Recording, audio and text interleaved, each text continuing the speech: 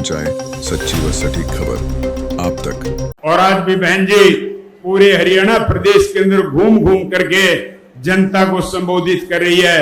और मैं बहन जी को आप लोगों की तरफ से आश्वासन दिलाना चाहता हूं कि आपका बनाया हुआ गठबंधन निश्चित रूप से हरियाणा प्रदेश के अंदर सरकार का गठन करके रहेगा।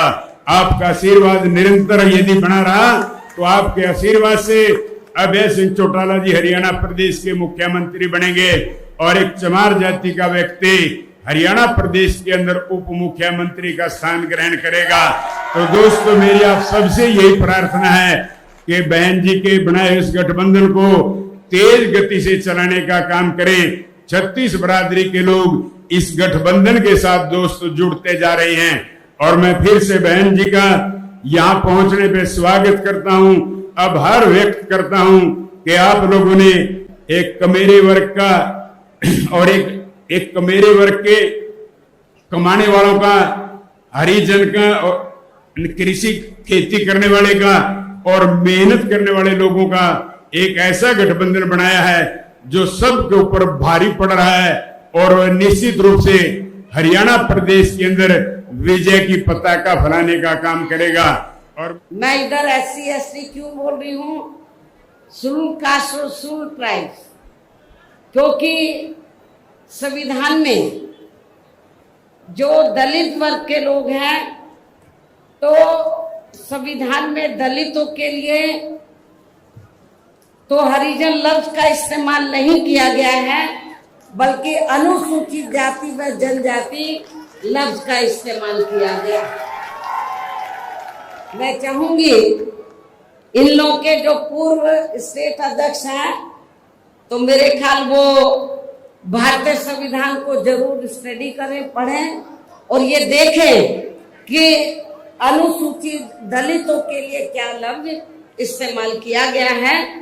तो मुझे क्या लगता है ये बाबा साहब के बारे में इनको जानकारी है, लेकिन ये भी जानकारी लेनी चाहिए कि SC ST के लिए क्या लफ्ज इस्तेमाल किया गया है।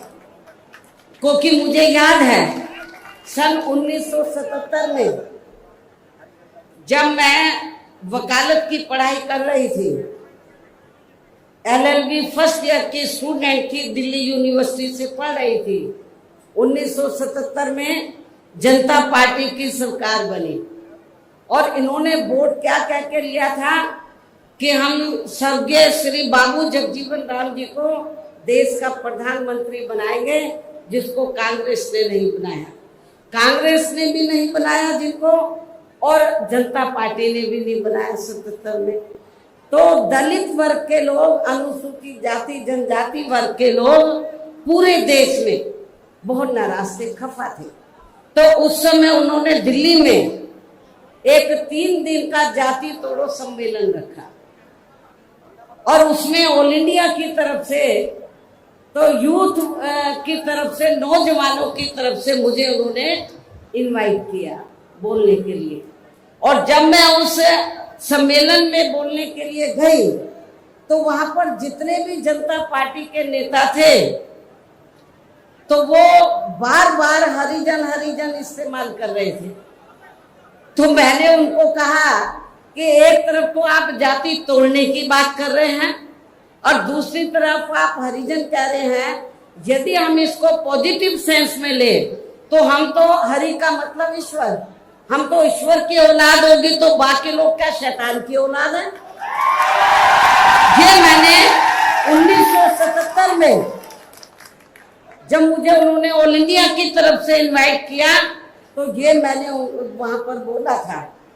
तो उधर ही जो जनता पार्टी के जो नेतागण लोग थे उन्होंने माफी मांगी और कहा कि मैंने बोला कि आपको सरकार संविधान से चलती है और संविधान के हिसाब से आप लोगों को जो वीकर सेक्शन के लोग हैं तो उनको अनुसूचित जाति जनजाति और अन्य पिछड़ा वर्ग बोलना चाहिए, तो ये ज्यादा बेहतर होगा। उनको रियलाइज करना पड़ा और ये कहना पड़ा कि बहन जी जो बोल रही है वो सही बोल रही है।